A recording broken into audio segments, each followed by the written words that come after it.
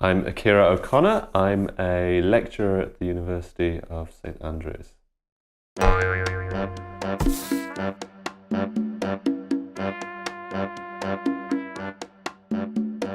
There's a number of different levels on which I could try and explain that, but I guess the most relevant for us as people who use memory is that there are two basic processes that happen when we use our memory. The first is a process of encoding. So that is getting information into our memory systems, into the memory store. And the second is the process of retrieval. So getting information out from our memory store so that we can use it. People often focus actually on encoding when they're revising, say, for tests. People will read their notes over and over.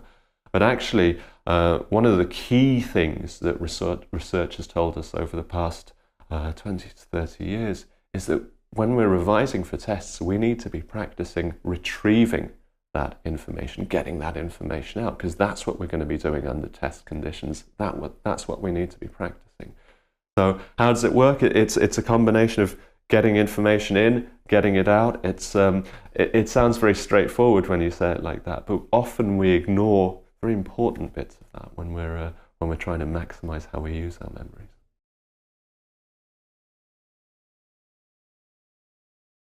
It's kind of like a filing cabinet, but where all the files are connected to each other. So you can't pull one file out without being able to pull all of these other related files out. And if you look at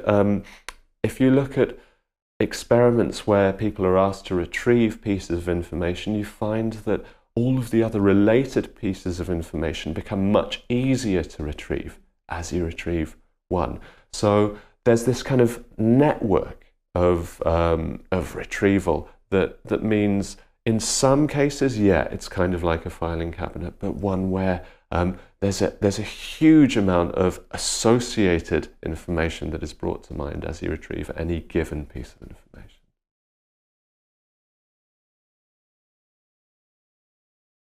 Well, the most straightforward thing is to practice retrieving the sorts of information that we want to retrieve. There's been a fair amount of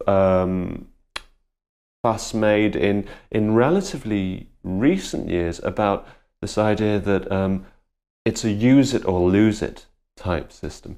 Now, it's probably a little bit more complicated than that. So the idea was that you tend to see people who do crosswords, who keep kind of mentally active. They tend to be people who experience less memory decline with age. But actually, we don't know whether it's a kind of a chicken or an egg situation there. We don't know whether people who keep their memories are the ones who continue to enjoy doing crosswords and keeping mentally active, or whether mental activity actually does cause you to retain your memory. Brain training apps and brain training games, they're marketed as ways of improving our cognition, of improving our memories. And they're very good at allowing us to improve the bits that we are practicing in the games. What we struggle with so far is to see evidence of them improving memory in general or cognition in general. There are some very interesting tricks to improving your memory that are kind of more party tricks than useful in the real world. There's a technique called the method of loci, where you can think about a route that you take through your home, for example, and you can picture the sofa that's in your living room, or the oven that's in your kitchen, and you can associate bits of information that you want to retrieve with